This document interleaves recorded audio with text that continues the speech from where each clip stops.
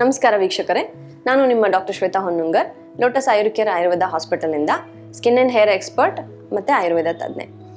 ನಾವು ಈ hair care ಸೀರೀಸಲ್ಲಿ ಈಗ ರೈನಿ ಸೀಸನಲ್ಲಿ ಹೇಗೆ ಹೇರ್ ಕೇರ್ ಮಾಡ್ಕೋಬೇಕು ಅಂತ ಅದ್ರ ಬಗ್ಗೆ ಮಾತಾಡೋಣ.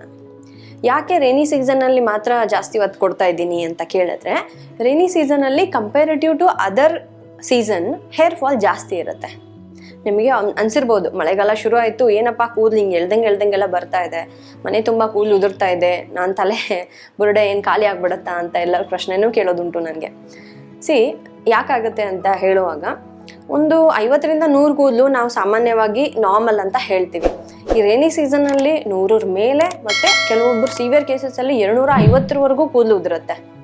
ಯಾಕೆ ಅಂತಂದಾಗ ಈ ವಾತಾವರಣದಲ್ಲಿ ರೈನಿ ಸೀಸನ್ನಲ್ಲಿ ಅಥವಾ ಮಾನ್ಸೂನಲ್ಲಿ ತೇವಾಂಶ ಜಾಸ್ತಿ ಇರುತ್ತೆ. ಈ ಹ್ಯುಮಿಡಿಟಿ ಅಂತ ಏನು ಹೇಳ್ತೀವಲ್ಲ, ಅದು ಜಾಸ್ತಿ ಇರುತ್ತೆ. ಆ ಹ್ಯುಮಿಡಿಟಿ ನಮ್ಮ ಹೇರಲ್ಲಿ ಎಳ್ಕೊಂಡ್ಬಿಡುತ್ತೆ. ವಾಟರ್ ಏರ್ ಹೈಡ್ರೋಜನ್ ಅಂತ ಹೇಳ್ತೀವಿ ನಾವು, that is prone to absorb by ನಮ್ಮ ಹೇರ್ಸು. ಆವಾಗ ಕೂದಲು ದಪ್ಪ ಆಗುತ್ತೆ ಅಥವಾ ಸ್ಟಿಕ್ಕಿ ಆಗುತ್ತೆ ಅಂತ ಹೇಳ್ಬೋದು. ಸೊ ಯಾವಾಗ ನಾನು ಮುಂಚೆ ಹೇಳ್ದಂಗೆ, ಯಾವಾಗ ಕೂದಲಲ್ಲಿ ನೀರಿನ ಅಂಶ ಬರುತ್ತೆ ಅಥವಾ ಒದ್ದೆ ಆಗುತ್ತೆ, ಆವಾಗ ಅದು ವೀಕ್ ಆಗುತ್ತೆ. ಸೊ ಬ್ರಿಟಲ್ ಆಗುತ್ತೆ, ಮುರಿಯೋ ಚಾನ್ಸಸ್ ಆಗಲಿ, ಅದು ಈ ಶಾಫ್ಟ್ ಆಗಿರ್ಬೋದು ಅಥವಾ ನೆತ್ತಿ ಕೂದಲಾಗಿರ್ಬೋದು, ಎಲ್ಲ ಕಡೆಯೂ ಅದೇ ರೀತಿ ಆ್ಯಕ್ಟ್ ಆಗುತ್ತೆ. ಅದರಿಂದ ಕೂದಲು ಉದುರೋದು ಜಾಸ್ತಿ ಆಗುತ್ತೆ. ಓಕೆ, ನಮ್ಮ ಆಯುರ್ವೇದ ಪ್ರಕಾರ ಈ ರೈನಿ ಸೀಸನ್ನಲ್ಲಿ ವಾತ ಮತ್ತು ಪಿತ್ತ ವೇರಿಯೇಷನ್ ಆಗಿರುತ್ತೆ ಅಥವಾ ಇಂಬ್ಯಾಲೆನ್ಸ್ ಆಗಿರುತ್ತೆ ಅನ್ಬೋದು. ಅದರಿಂದ ಕೂದಲು ಫ್ರಿಜ್, ಎಷ್ಟು ಚೆನ್ನಾಗಿತ್ತು ನನ್ನ ಕೂದಲು, ಏನಪ್ಪ ಹಿಂಗೆ ರಫ್ ಆಗ್ತಿದೆ ಅಂತ. ಸೊ ಫ್ರಿಜಿನೆಸ್ ಬರುತ್ತೆ, ರಫ್ನೆಸ್ ಬರುತ್ತೆ, ಮತ್ತು ಡ್ರೈ ಅಥವಾ ಒಂಥರ ಮುಟ್ಟಿದ್ರೂ ಜೀವ ಇಲ್ಲ ಅನ್ನೋಂಗೆ, ಮತ್ತು ಹೇರ್ ಫಾಲು, ಇವೆಲ್ಲನೂ ಕಂಡೀಷನ್ಸು ನಾವು ಈ ರೈನಿ ಸೀಸನಲ್ಲಿ ನೋಡ್ಬೋದು. ಇದನ್ನು ಓವರ್ಕಮ್ ಮಾಡೋಕ್ಕೆ, ಈ ಫ್ರಿಜಿನೆಸ್ಸು, ಡ್ರೈನೆಸ್ಸು ಅಥವಾ ನಮ್ಮ ಹೇರ್ ಫಾಲ್ನ ಕಡಿಮೆ ಮಾಡೋಕ್ಕೋಸ್ಕರ ಏನೇನು ಮಾಡ್ಬೋದು ಅಂತ ಕೆಲವೊಂದು ಟಿಪ್ಸ್ಗಳನ್ನು ನೋಡೋಣ. First one, keep your hair dry. ಎಷ್ಟಾಗುತ್ತೆ ಅಷ್ಟು ನಮ್ಮ ಕೂದಲನ್ನು ಡ್ರೈ ಆಗಿ ಇಟ್ಕೋಬೇಕು. ಹೇಗೆ ಇಟ್ಕೋಬೇಕು ಅಂತ ತಿಳಿಯೋಣ. ಯಾವಾಗ ನಾವು ವಾಶ್ ಮಾಡೋದೆಲ್ಲ ಹಾಗೆ ನಾರ್ಮಲ್ ಆಗೇ ಮಾಡಿ, ನೀವು ಹೇಗೆ ಮಾಡ್ತೀರಾ ಮಾಡಿರಿ, ಆದರೆ ಡ್ರೈ ಮಾಡಬೇಕು. ಮುಂಚೆ ಈ ಕೋಲ್ಡ್ ಸೀಸನ್ನಲ್ಲೆಲ್ಲಾನು ನಾವು ಬಿಟ್ಕೊಂಡು ಹಾಗೆ ಓಡ್ಬಿಡ್ತೀವಿ. ಸಮ್ಮರಲ್ಲಂತೂ 1 hour ಅದಲೇ ಒಣಗಿಬಿಡುತ್ತೆ. ಆದರೆ ಇಲ್ಲಿ ಹಾಗಲ್ಲ, ಒಣಗದೇ ಇಲ್ಲ. ಹಾಫ್ ಅ ಡೇ ಆದರೂ ನೀವು ಹಸಿ ವಾಶ್ ಮಾಡಿರೋ ಹೇರ್ನ ಹಾಗೆ ಬಿಟ್ಕೊಂಡು ಹೋದರೂ ಕೂಡ ಒಣಗೋದಿಲ್ಲ. ಆ ಒಣಗದೇ ಇರೋದನ್ನ ನಾವು ಒಣಗಿಸೋ ಹಾಗೆ ಮಾಡಬೇಕು. ಟವೆಲ್ ಡ್ರೈ ಮಾಡ್ಬೋದು, ಏರ್ ಡ್ರೈ ಮಾಡ್ಬೋದು. ಸೊ ಏನೋ ಮಾಡಿಬಿಟ್ಟು ಆ ನೀರಿನ ಅಂಶ ಕೂದಲಿಂದ ತೆಗೆದು ಎಷ್ಟಾಗುತ್ತೆ ಅಷ್ಟು ಏರ್ ಡ್ರೈ ಮಾಡಲಿಕ್ಕೆ ಬಿಡಬೇಕು. ಅದರಿಂದ ಕೂದಲ ಹೆಲ್ತ್ನೆಸ್ ಉಳಿಯುತ್ತೆ ಅಂತ ಹೇಳಬಹುದು. ಮತ್ತು ಜೋರಾಗಿ ರಬ್ ಮಾಡಬಾರ್ದು ಅಂತ ಹೇಳ್ದಂಗೆ, ಅದರಿಂದ ಇನ್ನೂ ಬ್ರೇಕಿಂಗ್ ಚಾನ್ಸಸ್ ಇರುತ್ತೆ. ಮತ್ತು ಒದ್ದೆ ಇರುವಾಗ ನಮ್ಗೆ ಅರ್ಜೆಂಟ್ ಇದೆ ಅಂತೇಳಿ ಆಫೀಸ್ಗೆ ಹೋಗುವಾಗ ಟೈ ಮಾಡ್ಕೊಂಡು ಹೋಗ್ಬಿಡ್ತೀವಿ ನಾವು. ಆ ಟೈ ಮಾಡೋದ್ರಿಂದ ಪುಲ್ಲಿಂಗ್ ಎಫೆಕ್ಟ್ ಜಾಸ್ತಿ ಆಗುತ್ತೆ, ಬುಡದಿಂದ ಕೂದಲು ಬಂದುಬಿಡುತ್ತೆ. So avoid tying when it is very wet. ತುಂಬ ಒದ್ದೆ ಇರುವಾಗ ಟೈಟಾಗಿ ಟೈ ಮಾಡೋಕ್ಕೆ ಹೋಗಬೇಡಿ. ಓಕೆ, ನೆಕ್ಸ್ಟು ಇನ್ನೂ ಈಗ ಹೇಳ್ದನಲ್ಲ, ನಾನು ಸ್ವಲ್ಪ ಇದು ಇರುತ್ತೆ, ತೇವಾಂಶ ಇರುತ್ತೆ, ಅದು ತಡೆಯೋಕ್ಕೋಸ್ಕರ, ಆ ಜಿಡ್ಡನ್ನ ತಡೆಯೋಕ್ಕೋಸ್ಕರ ನಾವು ಆ್ಯಸಿಡಿಕ್ ರಿನ್ಸ್ ಅಂತ ಒಂದು ಮನೆಮದ್ದು ಟ್ರೈ ಮಾಡಬಹುದು. ಅಂದರೆ ಏನಪ್ಪ, ನಮ್ಮ ತಲೆ ಎಣ್ಣೆ ಹಚ್ಕೊತೀವಿ, ಶಾಂಪು ಮಾಡ್ಕೋತೀವಿ, ಕಂಡೀಷನರ್ ಹಾಕ್ಕೊತೀವಿ. ಅದಾದಮೇಲೆ ನಮ್ಮ ಈ ವೆನೆಗರ್ ಅಂತ ಸಿಗುತ್ತೆ, apple cider vinegar or white vinegar ಅಂತಲೂ ಹೇಳ್ತಾರೆ. ಅದು 1 ಪ್ರಮಾಣ ಅಥವಾ 1 ಕಪ್ಪು, ಅಂದರೆ ಅದಕ್ಕೆ ಒಂದು 10 ಕಪ್ಪು ನೀರು ಸೇರಿಸ್ಬೇಕು. ಆ ಸೊಲ್ಯೂಷನ್ನ ನೀವು ನಮ್ಮ ಶಾಂಪು ಆದಮೇಲೆ ನಮ್ಮ ತಲೆಗೆ ಹಾಕೋಬೇಕು. 2 ನಿಮಿಷ ಬಿಡೋದೇನು ಅವಶ್ಯಕತೆ ಇಲ್ಲ. ಹಿಂಗೆ ಹಾಕಿಬಿಟ್ಟು ಆಮೇಲೆ ನೆಕ್ಸ್ಟ್ ವಾಟರ್ ವಾಶ್ ಮಾಡ್ಕೊಂಡ್ರೂ ಸಾಕಾಗುತ್ತೆ. ಅದರಿಂದ ಆ್ಯಸಿಡ್ ನಮ್ಮ ತಲೆಯಲ್ಲಿರೋ pH ಏನಿರುತ್ತಲ್ಲ ಅದು ಬ್ಯಾಲೆನ್ಸ್ ಆಗುತ್ತೆ, ಆ ಸ್ಟಿಕ್ಕಿನೆಸ್ ಎಲ್ಲನೂ ಕಡಿಮೆ ಆಗುತ್ತೆ. ಓಕೆ, ಇದನ್ನು ಎಷ್ಟು ಬಾರಿ ಮಾಡ್ಬೋದು? ವಾರಕ್ಕೆ 1 ಸರಿ ಮಾಡಿದ್ರೆ ಸಾಕು. ಪ್ರತಿ ವಾಶಿಗೂ ಅವಶ್ಯಕತೆ ಇರೋದಿಲ್ಲ.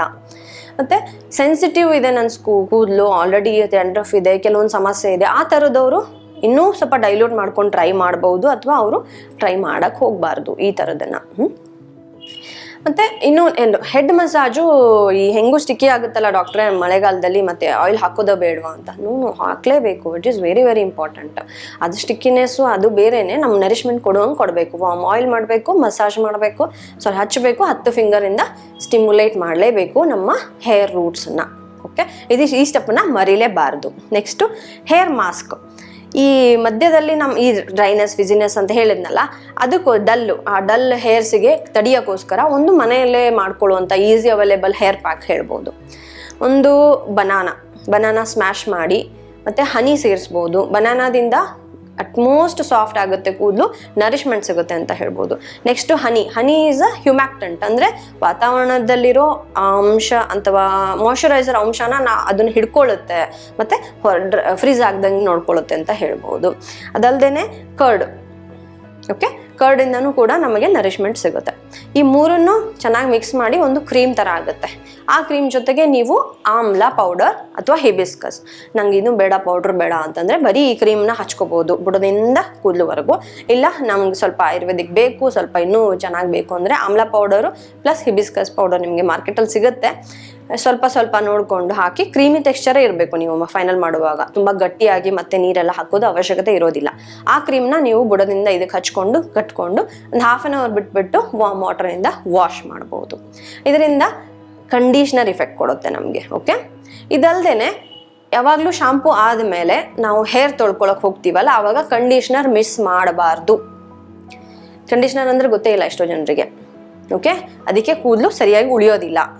ಹಿಂಗೆ ಇಷ್ಟು ದಪ್ಪ ಇತ್ತು ಡಾಕ್ಟ್ರೆ, ಒಂದು 5 ವರ್ಷದಲ್ಲಿ ಇಷ್ಟೇ ಸಣ್ಣ ಆಗಿದೆ ಇದೆಲ್ಲ ಹೇಳೋದಕ್ಕೂ ಹೇರ್ ಕೇರ್ ಸರಿಯಾಗಿ ಇಲ್ಲದೆ ಇರೋದೇ ಕಾರಣ. ಕಂಡೀಷ್ನರ್ ಅಂದ್ರೆ ಏನು ಅಂತ ತಿಳ್ಕೊಳ್ಳಿ, ನಿಮ್ಮ ಕೂದಲಿಗೆ ಅನುಗುಣವಾಗಂಥದ್ದು ಕಂಡೀಷ್ನರ್ ಯೂಸ್ ಮಾಡೋಕ್ಕೆ ಶುರು ಮಾಡಿ. ನಿಮ್ಮ ಉದ್ದ ಕೂದಲಿನ ಪ್ರೊಟೆಕ್ಟ್ ಆಗುತ್ತೆ. ಈ ಕಂಡೀಷ್ನರ್ ಹಾಕೋದ್ರಿಂದ ಇನ್ನೊಂದೇನು ಉಪಯೋಗ ಅಂತಂದರೆ, ಈ ನೆಗೆಟಿವ್ ಚಾರ್ಜಸ್ ಆಗುತ್ತೆ. ಕೆಲವೊಮ್ಮೆ ನೋಡಿರಬೇಕು, ಕೂದಲೆಲ್ಲ ಚಟ್ ಚಟ್ ಚಟ್ ಅಂತ ಸೌಂಡ್ ಬರುತ್ತೆ, ಬಿಕಾಸ್ ಅದರಲ್ಲಿ ಚಾರ್ಜ್ ಡೆವಲಪ್ ಆಗಿರುತ್ತೆ. ಆ ನೆಗೆಟಿವ್ ಚಾರ್ಜನ್ನು ತಡೆಯೋಕ್ಕೆ ಅಥವಾ ನ್ಯೂಟ್ರಲೈಸ್ ಮಾಡೋಕ್ಕೂ ಈ ಕಂಡೀಷ್ನರ್ ಹೆಲ್ಪ್ ಆಗುತ್ತೆ. ಓಕೆ, ಸೈನ್ಸಲ್ಲಿ ಒಂದು ಎಕ್ಸ್ಪೆರಿಮೆಂಟ್ ನೋಡಿರ್ಬೇಕು ನಾವು. ಹಿಂಗೆ ಗ್ಲಾಸ್ ಸ್ಟಿಕ್ ಎಲ್ಲ ಟಚ್ ಮಾಡಿ ಆಮೇಲೆ ಪೇಪರ್ ಸ್ಟಿಕ್ ಎಲ್ಲ ಅಂಟಾಗುತ್ತಲ್ಲ, ಅದೇ ನೆಗೆಟಿವ್ ಪಾಸಿಟಿವ್ ಚಾರ್ಜು. ಅದನ್ನೆಲ್ಲನೂ ಹೋಗಿಸೋದಕ್ಕೆ ಈ ಕಂಡೀಷ್ನರ್ ಕೂಡ ಹೆಲ್ಪ್ ಆಗುತ್ತೆ. ಮತ್ತು ಪ್ಲಾಸ್ಟಿಕ್ ಕೊಂಬ್ ಬಿಟ್ಬಿಟ್ಟು ನಾವು ವುಡನ್ ಕೊಂಬಿಗೆ ಶಿಫ್ಟ್ ಆದರೆ ಒಳ್ಳೆಯದು. ಅದರಿಂದ ಹೇರ್ ಫಾಲ್ ಅಥವಾ ಡಿಟ್ಯಾಂಗಲ್ ಸಿಕ್ ಅಂತ ಹೇಳ್ತೀವಲ್ಲ, ಅದು ಆಗಲ್ಲ. ಹೇರ್ ಡ್ಯಾಮೇಜ್ ಕೂಡ ಆಗಲ್ಲ, because wood is a soft comb. ಮತ್ತು ತುಂಬ ಹೀಟ್ ಸ್ಟ್ರೇಟ್ನರ್ ಆಯಿತು, ಈ ಬಂದಿದೆಯಲ್ಲ ನಮಗೆ ಸ್ವಲ್ಪ ಆ ಥರ, ಮತ್ತು ಕರ್ಲರ್ ಆಯಿತು, ಅದನ್ನೆಲ್ಲ ಈ ಮಳೆಗಾಲದಲ್ಲಿ ಆದಷ್ಟು ಅವಾಯ್ಡ್ ಮಾಡೋಕ್ಕೆ ಹೋಗಿದ್ರೆ ಒಳ್ಳೆಯದು. ಇನ್ನು ಸ್ಪಾ ಆ ಥರ ಅಂತ ಕೇಳಿರ್ಬೋದು ನೀವು. ಅದು ಕಂಪ್ಲೀಟ್ಲಿ ಹೇರ್ ಗ್ರೋತಿಗೆ ಏನಂತೂ ಸಂಬಂಧ ಇಲ್ಲ. ಇದ್ದಿರೋ ಹೇರ್ನ ಸಾಫ್ಟ್ ಮತ್ತು ಹೆಲ್ದಿಯಾಗಿ ಮಾಡೋಕ್ಕೆ ಹೇರ್ ಸ್ಪಾ ಅಂತ ಹೇಳ್ತೀವಿ. ಅದನ್ನು ಕೂಡ ಈ ಕಂಡೀಷನಲ್ಲಿ ಅಥವಾ ಈ ರೈನಿ ಮಾನ್ಸೂನ್ ಸೀಸನಲ್ಲಿ ಮಾಡ್ಕೊಳ್ಳೋದು ಒಳ್ಳೆಯದು ಅಂತ ಹೇಳ್ಬೋದು. ಸೊ ನೋಡಿದ್ರಲ್ಲ, ನಾವು 8 ಪಾಯಿಂಟ್ ನೋಡಿದ್ವಿ. ಹೇಗೆ ರೈನಿ ಸೀಸನ್ನಲ್ಲಿ ಹೇರ್ ಕೇರ್ ಮಾಡ್ಬೋದು, ಯಾಕೆ ಹೇರ್ ಫಾಲ್ ಆಗುತ್ತೆ ಅಂತ ತಿಳ್ಕೊಂಡ್ವಿ. ಇದನ್ನು ಫಾಲೋ ಮಾಡಿ ವೀಕ್ಷಕರೇ, ನಿಮ್ಮ ಮಳೆಗಾಲದಿಂದ ಕೂದಲು ಹಾಳಾಗೋದಿಲ್ಲ, ಚೆನ್ನಾಗೇ ಇರುತ್ತೆ.